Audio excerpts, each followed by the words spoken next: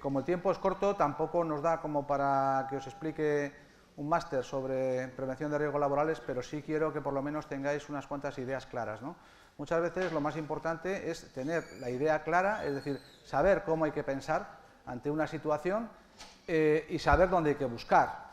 Otras cosas por el día a día ya las sabréis, pero si vais incorporando la prevención a vuestro modo de trabajo, la vais integrando en vuestra actividad, pues sin duda que iréis avanzando y cuanto antes empecéis mejor para vosotros y para la organización. Es decir, la prevención es algo muy lógico. Yo siempre digo, yo lo veo desde el punto de vista normativo, ¿no?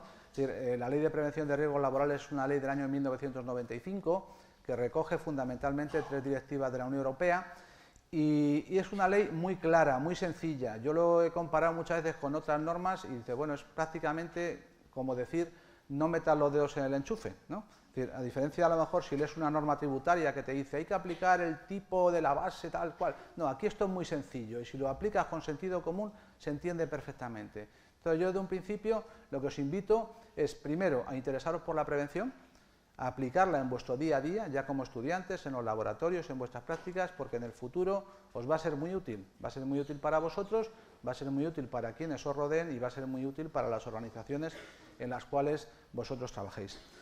La primera idea, al hablar de prevención y que nos da con claridad cuán lógica es, ¿no?, es simplemente si hacemos referencia al nombre, prevención. Tiene un prefijo pre, es decir, anterior a. Es decir, la prevención se hace antes de que surja el accidente. Una vez que surge el accidente o la enfermedad profesional, la prevención ya ha fracasado, no tiene sentido. Por consiguiente, no me vale decir, bueno, es que ha habido un accidente. No, cuando ya se ha producido el accidente ya ha fracasado la prevención. ¿Qué ocurre cuando ocurre un accidente? Que viene la rehabilitación, que también tiene un prefijo rehabilitar. Si bien es cierto que no siempre se puede devolver a la persona a la situación que estaba antes del accidente o de la enfermedad profesional, ¿vale? Ahí ha fracasado la prevención, pero sí tenemos que investigar las causas de ese accidente para tomar medidas preventivas para que ese accidente no se vuelva a producir, al menos por esas causas, ¿vale? Muchas veces cuando oímos hablar de prevención, oímos hablar de estadísticas de accidentes. Está bien, pero nosotros los prevencionistas tenemos que ir más allá, no solamente a que nos quedemos justo antes de que se produzca el accidente, sino nos tenemos que ir mucho más atrás. Es decir, nosotros tenemos que evitar la aparición de riesgo. Es decir, nosotros trabajamos con riesgo. Es decir, el riesgo hay que eliminarlo. Si no se puede eliminar, hay que reducirlo, minimizarlo.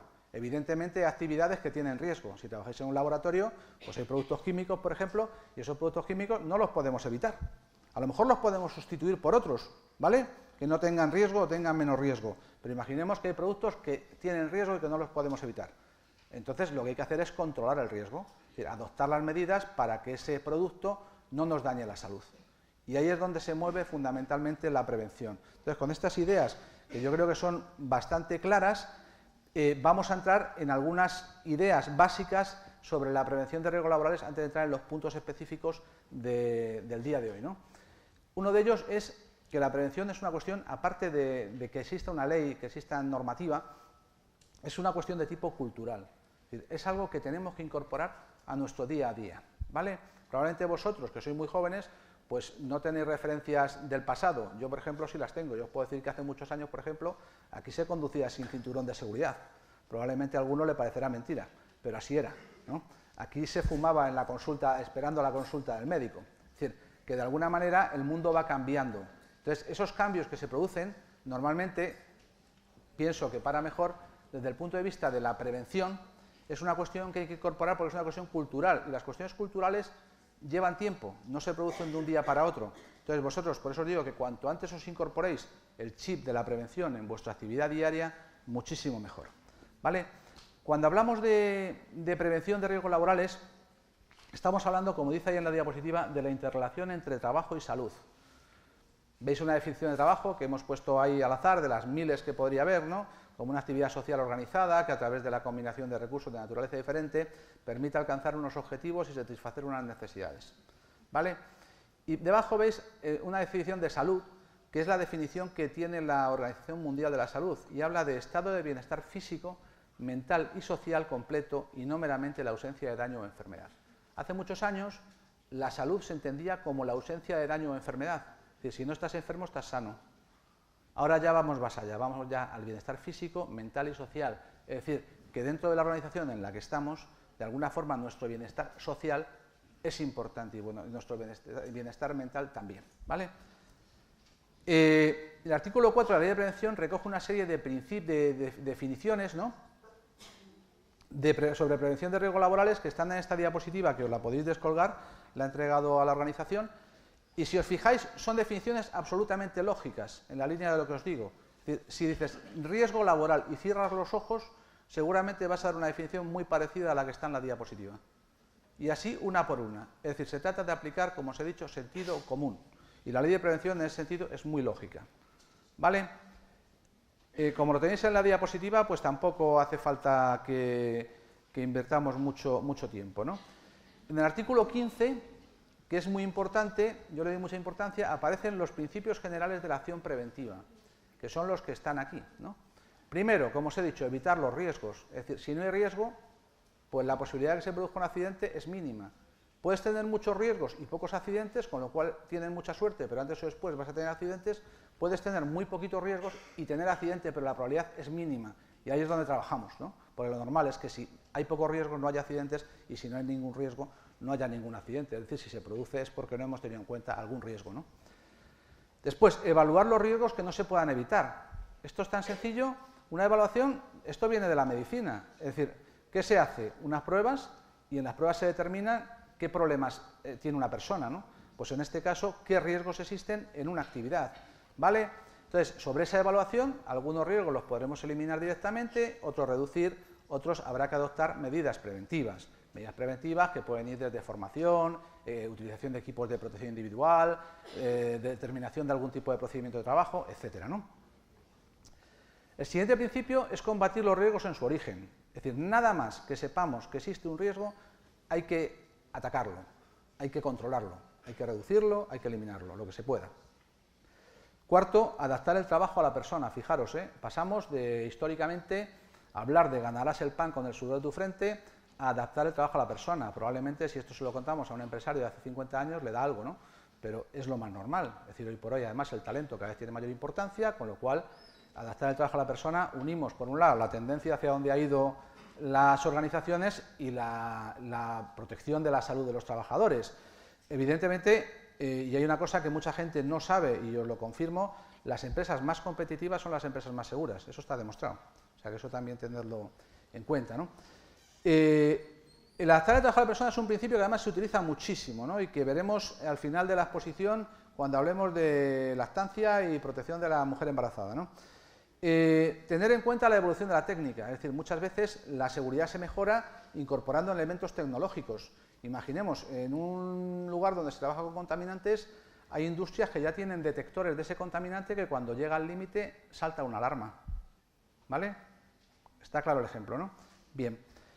Sustituir lo peligroso por lo que entrañe poco o ningún peligro, es decir, muchas veces a lo mejor estamos trabajando con un producto y existe otro producto que no entraña peligro y que hace lo mismo, ¿no? Planificar la prevención, lo pongo en distinto color porque es fundamental. Es decir, nosotros podemos tener una evaluación de riesgos. Una evaluación de riesgos es una relación de los riesgos que existen en una actividad. Pero ¿qué ocurre? Que si no los planificamos y no decimos cuándo los vamos a eliminar, cómo, con qué medios, quién es el responsable, partidas económicas, etcétera, pues aquello se queda ahí. Entonces es fundamental planificar la prevención, es decir, saber cómo vamos a hacer las cosas. Por supuesto que es fundamental también que si existen riesgos nuevos, surgen riesgos nuevos, se comuniquen para evaluarlos. Es decir, que es una cuestión que nos afecta a todos, no solamente al jefe, por decirlo de alguna forma, al empresario, sino también al trabajador, a la persona que está llevando a cabo la actividad. Adoptar medidas que antepongan la protección colectiva a la individual. Es decir, el EPI, el equipo de protección individual, está muy bien usarlo, pero si se puede adoptar una medida que evite el EPI y que sea colectiva, mejor. Imaginemos que trabajamos 8 horas al sol, pues nos van a dar una visera, pero si nos ponen una sombrilla, pues nos tapa a todos y no hace falta la visera, ¿no? Por ejemplo. O en un ambiente contaminado, pues en lugar del EPI, si hay algunos sistemas de extracción, pues evidentemente podemos trabajar a lo mejor sin el EPI, ¿no? Dar las instrucciones debidas, parecerá una tontería, pero es que no siempre se dan las instrucciones debidas, las instrucciones hay que darlas claras. Tener en cuenta las capacidades profesionales de los trabajadores, adoptar las medidas necesarias, como puede ser impartir formación, muchas veces es necesario, y garantizar que los trabajadores que hayan impartido información suficiente y necesaria sean los únicos que accedan a una zona. A lo mejor hay una zona que hay un determinado riesgo y, claro, evidentemente, si no tienes información de ese riesgo, pues estás en peligro. Por consiguiente, hay que informar a los trabajadores cuando se lleva a cabo determinada... No, siempre hay que informar a los trabajadores, es un derecho de trabajo, una obligación del empresario, pero en determinadas situaciones más si cabe, porque a lo mejor imaginemos, estamos en un laboratorio, sabemos todo lo que hay, pero el que limpia no. Hay que informar a ese que limpia también de esos riesgos para que se tenga en cuenta, ¿no? Tener en cuenta las distracciones o imprudencias no temerarias, es decir, una imprudencia temeraria es aquella que una persona, digamos, responsable no haría, ¿no? Pero sí hay imprudencias no temerarias o distracciones que se pueden llevar a cabo, y entonces ahí juega un papel muy importante la organización del trabajo, es decir, que no nos sometan a trabajos repetitivos, monótonos, que de alguna manera se tengan en cuenta que cuando una persona está repitiendo una actividad permanentemente, una persona está haciendo algo que es muy monótono, pues puede dar lugar a distracciones que pueden traer consigo accidentes, ¿no? Y por último, concertar operaciones de seguro, ¿no? Los derechos y obligaciones de los trabajadores, si queréis, os los podéis ver en las diapositivas, ¿no? Y entramos directamente en lo que son normas de seguridad en el laboratorio. Como os decía, esto es de sentido común, es decir, os he cogido un listado de normas de seguridad, pues bueno, pues puede haber en miles de sitios, esto normalmente se pone en una pared o en algún sitio para que todo el mundo lo vea, pero asimismo todo el mundo lo sabe. Las vamos a ver muy rápidamente, pero como veréis son absolutamente lógicas, ¿no? No fumar, comer o beber en el laboratorio, es que esto ya es casi una cuestión de educación, ¿no? De propia higiene de cada uno, ¿no? Utilizar bata y tenerla siempre bien abrochada, así se protege la ropa que lleva uno, es decir, si no la lleva bien abrochada, pues no protege tu ropa. Una de las cosas que no sé si hemos recogido en la diapositiva, pero ya os digo, no llevar la bata al bar. Muchas veces vas a las cafeterías y ves ahí a todos los médicos del hospital con las batitas, ahí llevando los productos y extendiendo el riesgo, ¿no?, por toda la zona, ¿no? Pues también pasar aquí, pues no la llevemos al bar, ¿no? La utilizamos solamente donde tenemos que usarla, ¿no? Las prendas de abrigo y objetos personales se guardan en armarios o taquillas y no sobre la mesa de trabajo. Estamos contaminando y además está estorbando, ¿vale? No llevar bufandas, pañuelos largos, prendas u objetos que dificulten la movilidad. ¿Por qué? Porque te puedes enganchar con algo, puedes tirar algo, es decir, todo eso eliminarlo. Procurar no andar de un lado para otro sin motivo y sobre todo no correr dentro del laboratorio. Pues como veis son cosas de sentido común. Si se pone uno a pasear por allí o a jugar, pues al final, corretear, pues al final puede haber un problema, ¿no? Quien tenga el pelo largo, pues ya sabe que se lo recoja, ¿no? Porque si no, pues está por todos lados. Tener sobre la mesa solo libros y cuadernos que sean necesarios, es decir, no convertir aquello en una leonera, es decir, el orden es fundamental en prevención, el orden y la limpieza. ¿Por qué? Porque al final convertimos los laboratorios en pequeños almacenes o en lugares donde hay de todo, ¿no? Que dice, bueno, pues están los productos, está la capota del coche descapotable del profe, están los libros míos, al final no, los laboratorios tienen que estar ordenados y limpios, ¿no? Siempre manos limpias y secas, esto es una cuestión de higiene personal, ¿no? Y si tienes alguna herida, pues evidentemente la tapas, ¿no? No probar ni ingerir productos, como es lógico. En caso de accidente, quemadura o lesión, comunicarlo inmediatamente al profesor, porque aunque hay botiquines, pues a lo mejor es algo que sea de botiquín, a lo mejor hay que ir a hay que recibir algún tipo de asistencia médica, etcétera. Recordar para ello dónde está situado el botiquín, es fundamental saber dónde está, ¿no? Y mantener el área de trabajo limpia y ordenada. Como os he dicho, el orden y limpieza es fundamental en prevención. Antes de manipular un aparato o montaje eléctrico, desconéctalo de la red eléctrica, es decir, los aparatos hay que dejarlos desconectados, no se trata, como muchas veces vemos por ahí, que hay un ladrón y 17 aparatos conectados. Esto supone riesgo eléctrico, ¿no? No poner en funcionamiento un circuito eléctrico sin que el profesor haya revisado la instalación, es decir, aquí por ejemplo os puedo decir, yo recuerdo hace años en farmacia, ¿no?, tuvimos un problema, ¿no?, y era el siguiente, ¿no?, ellos tenían unos mecheros que iban por gas. Entonces, en la fila de la mesa, pues a lo mejor había, imaginaros, 10 mecheros, ¿no? Entonces, había una llave de cada mechero y una llave general. ¿Qué hacían muchas veces? Que apagaban la general y dejaban abiertas las intermedias. Claro, si después a lo mejor no estaban los 20 trabajando, habían trabajando solo 3, pues cuando se abría la general, pues había veces que salía gas por otras, ¿no? Pues todo esto, como veis, son cuestiones de sentido común, pero muchas veces de procedimentalizar, ¿no?, de estar un poquito al tanto, ¿no? No utilizar ninguna herramienta o máquina sin conocer su uso, funcionamiento y normas de seguridad específicas. Si las normas de seguridad de las máquinas son fundamentales, que pasen sus revisiones, que estén homologadas, que tengamos formación para utilizarlas, es decir, cuidado con todo esto, ¿no? Manejar con especial cuidado el material frágil, por ejemplo el vidrio. Muchas veces el vidrio por calentamiento puede romperse, puede dar lugar a problemas, pues todo esto tenerlo en cuenta, ¿no? Informar al profesor del material roto o averiado, esto también pasa en la empresa, es decir, el trabajador también tiene que comunicar los problemas que hay a sus superiores, ¿no? Fijarse en las señales, ¿no? Lavarse las manos después de tocar cualquier producto químico, evidentemente es una cuestión de higiene, ordenar y limpiar el material utilizado, y si hay alguna salpicadura accidental, pues lavar la zona con agua abundante, salpicar la mesa, limpiarla con agua y secarla después, en fin, cosas de absoluto sentido común, ¿no? Igualmente, por cuestión de tiempo, lo tenéis en la diapositiva, con lo cual pues tampoco vamos a seguir viendo más cuestiones, creo que el tema está suficientemente claro, ¿no? En el programa aparece también una referencia a planes de emergencia y autoprotección, ¿no? Que esto lo habréis visto todos alguna vez cuando veis algún edificio, ¿no? Que hay señales del tipo como las que veis aquí, ¿no?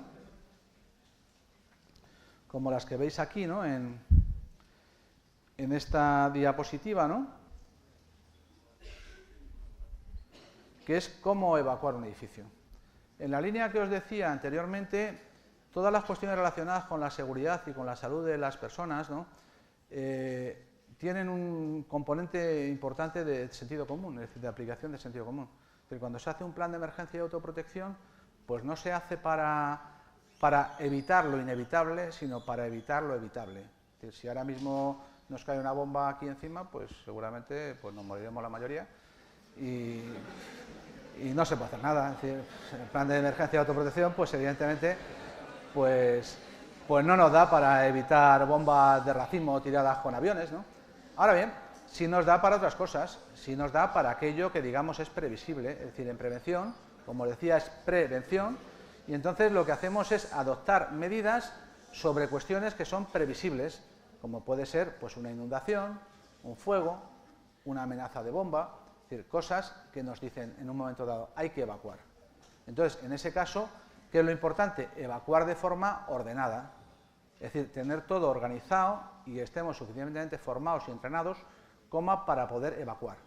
Es decir, lo primero que hay que hacer es que no cunda el pánico, es decir, saber que ante una situación hay que salir de forma ordenada, porque el pánico lo que conlleva son problemas y lo que puede conllevar son otros accidentes, ¿vale?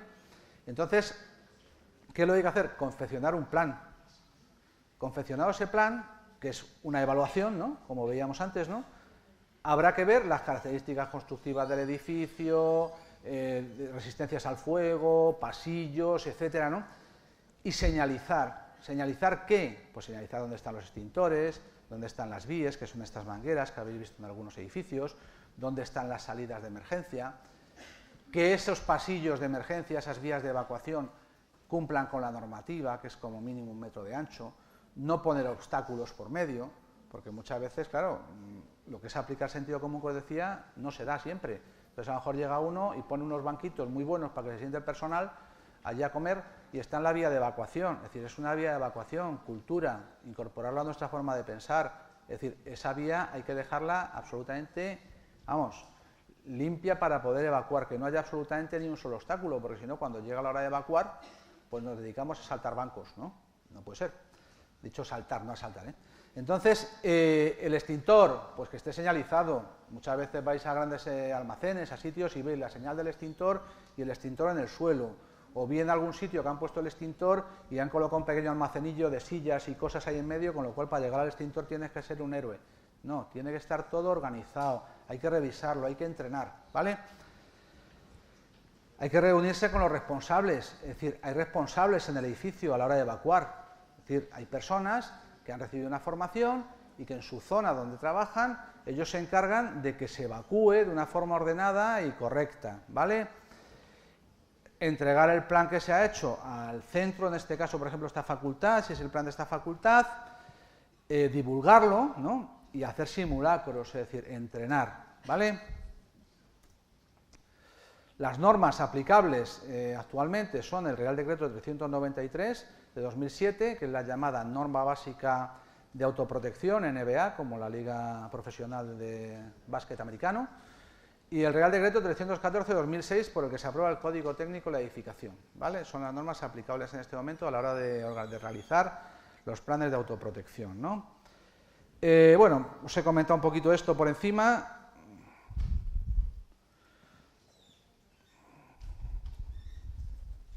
Consta de 9 documentos, el plan de autoprotección, pero vamos a estar en una cuestión a lo mejor muy técnica, ¿no? Ya os he dicho un poco lo que contiene, ¿no? Con lo cual tampoco nos vamos a entretener mucho más. La diapositiva la tenéis a vuestra disposición, con lo cual si a alguien le interesa lo tiene fácil. Entonces, una vez que se ha hecho ese trabajo, ese plan, lo que hay que hacer es implantarlo, y esa implantación se lleva a cabo pues, poniendo esas señales, haciendo todas esas pruebas, formando a la gente, divulgando, etcétera, ¿no? ¿Qué ocurre? Como decía antes, aparecen actuaciones no controladas, y esto forma parte de la vida misma, ¿no?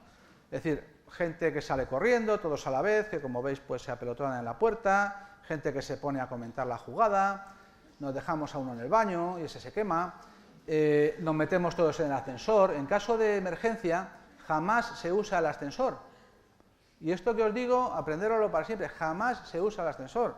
Nosotros hemos llegado a ir a obras importantes y resulta que una vez en una obra se habían cargado todas las escaleras porque las estaban reparando. Y digo, ¿cómo evacúa? Dice, el ascensor, pues está prohibidísimo, porque el ascensor, primero, puede ser una chimenea, y segundo, te puedes quedar sin suministro eléctrico, ¿y qué hacemos con los que están en el ascensor? Es decir, jamás se usa el ascensor. Es decir, todo eso que veis ahí, nunca. El del baño, por eso es tan importante que haya personas que se encarguen de las diferentes zonas del edificio, es decir, el edificio hay que barrerlo entero para saber que todo el mundo evacúa. Claro, mucha gente pregunta, claro, y si a mí me toca ser del equipo, me quemo. Si os vuelvo a repetir, si esto es para cosas previsibles, si nos cae la bomba, nos quemamos todos. Es decir, y será más fácil que nos salvemos si lo hacemos de forma ordenada que si lo hacemos con pánico o corriendo, ¿no?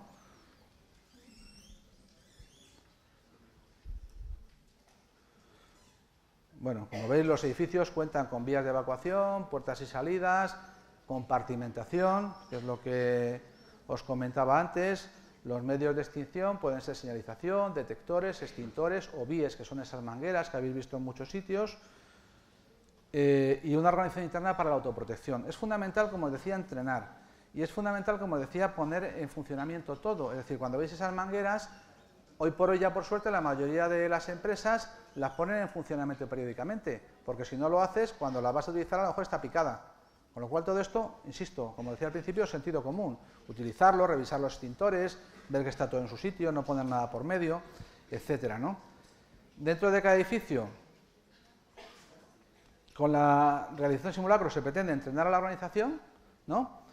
Y al personal que ocupa el edificio, comprobar que funcionan correctamente todos los medios, ¿no? Y establecer pautas de actuación, es decir, cómo actuar. Es decir, nosotros estamos aquí, pues saldremos por aquella salida. Si aquella salida tiene un problema por estar al fuego, saldremos por otra. Y todos sabremos cómo actuar en una situación de emergencia, y entre otras cosas tenemos un equipo de personas que están a nuestra disposición, que son los que de alguna manera nos van ayudando. La presentación, ya os digo, os la dejo, con lo cual tampoco vamos a entrar en los aspectos secuenciales, porque si no nos dan las dos y se nos puede hacer tarde, ¿no?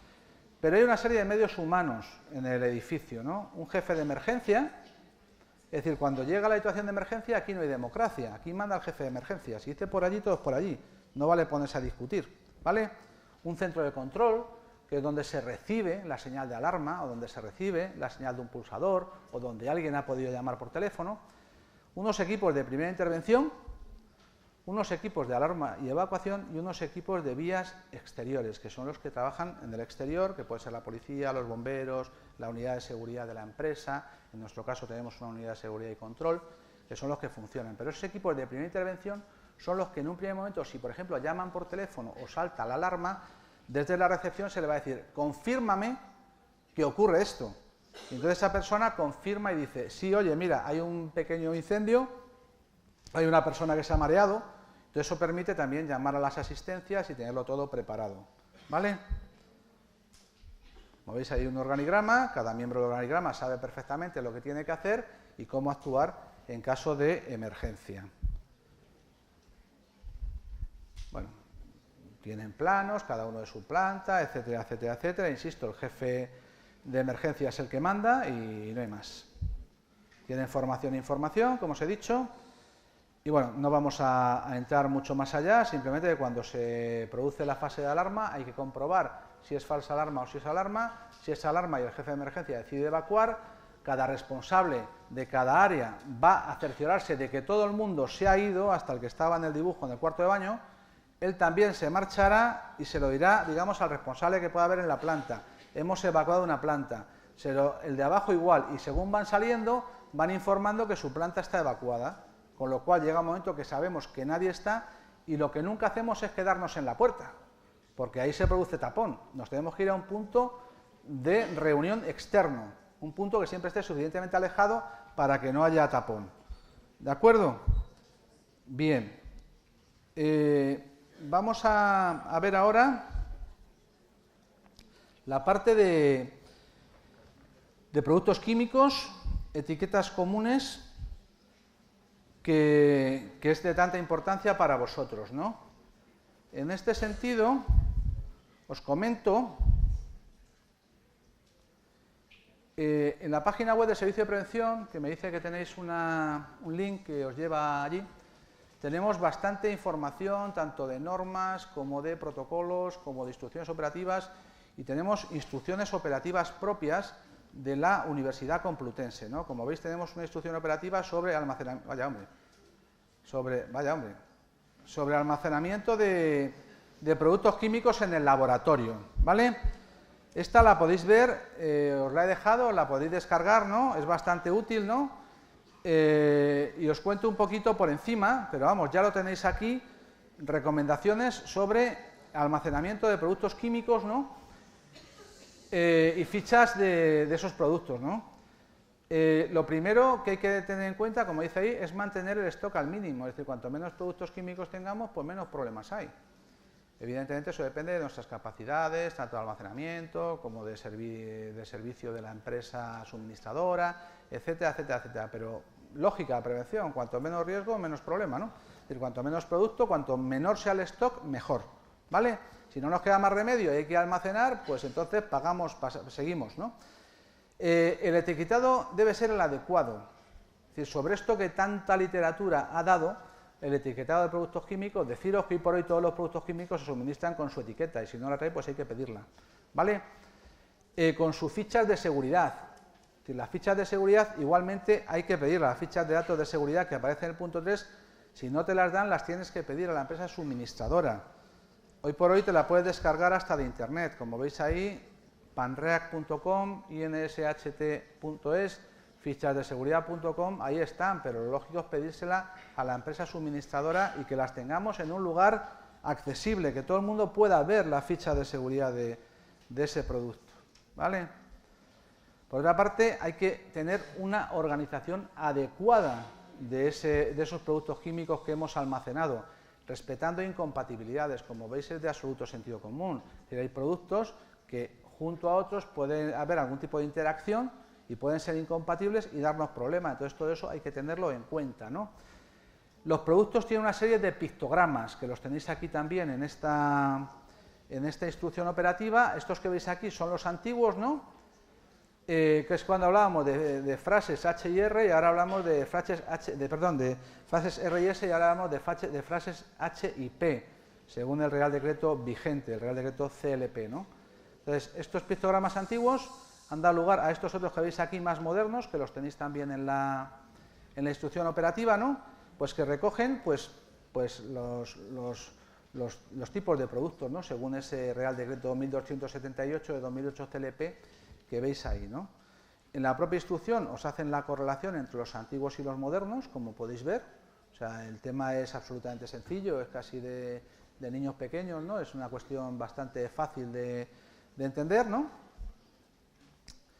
Y aquí veis pues un ejemplo de ficha, ¿no? de etiqueta de seguridad, ¿no? De un producto, ¿no? Pues como veis se identifican los peligros, aunque ahí está puesta el pictograma antiguo, ¿no? Se identifica el producto, la composición, el responsable de la comercialización, es decir, aparece toda la información necesaria en la etiqueta pero además de eso, insisto, tener las fichas de seguridad de los productos, que siempre hay que tenerlas a disposición, a mano, porque ahí se sabe lo que contiene, qué hacer en caso de que se produzca algún contacto, alguna cuestión. Entonces todo eso está ahí, esa información, ¿vale?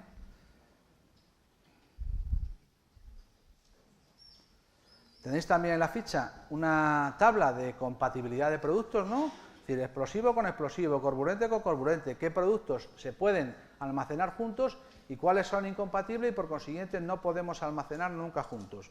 Como veis es sencillísimo, simplemente tener interés, verlo y aplicarlo, es decir, no es nada del otro mundo, ¿no? Con carácter general se recomienda separar ácidos de bases, oxidantes de inflamables y tóxicos de inflamables, ¿vale? A la hora de almacenar, como os dice la instrucción operativa, se puede seguir un sistema de islas, es decir, productos todos iguales y que haya un pasillo hasta donde haya otro tipo de productos, o si a lo mejor no tenemos tanto espacio, menos productos o lo que sea, un sistema de estanterías. Es decir, ponerlos, no sean muy cuantiosos y poner cada grupo de productos en una balda o de alguna forma tenerlos separados de forma que nos permita que no haya riesgo, ¿no? Por otro lado, hay productos que hay que aislar o mantenerlos confinados, ¿no? Determinados productos químicos, ¿no? Como son los cancerígenos y tóxicos y los inflamables. Y bueno, y en la ficha también, en la instrucción operativa, os recoge una serie de medidas preventivas muy útiles a tener en cuenta a la hora de almacenar productos inflamables, que no las voy a decir porque está en la propia instrucción, y a la hora de almacenar productos corrosivos y tóxicos, ¿vale? Hay otras dos instrucciones operativas que también os dejo para el caso de trasvase de productos químicos y para el caso de derramamiento de productos químicos. Sabéis que si se nos cae un producto químico al suelo, pues hay que seguir una serie de pautas y esas están en esa otra instrucción operativa, así como el trasvase de productos químicos, ¿no? Y por último, que no me queda tiempo y disculpar por la velocidad, pues recordaros, ¿no?, que, aunque os hablará ahora Alicia también sobre el tema de mujeres gestantes, que la Ley de Prevención de Riesgos Laborales, ¿no?, establece una serie de derechos y obligaciones de los trabajadores, ¿no? Entre los derechos está el principal derecho, es el derecho a una protección eficaz por parte del empresario, ¿no? Y entonces, dentro de esa protección eficaz, pues en el artículo 25 aparecen trabajadores especialmente sensibles y en el artículo 26 aparece la protección de mujeres embarazadas por riesgos que puedan afectar a la propia mujer en su estado de gestación o al feto.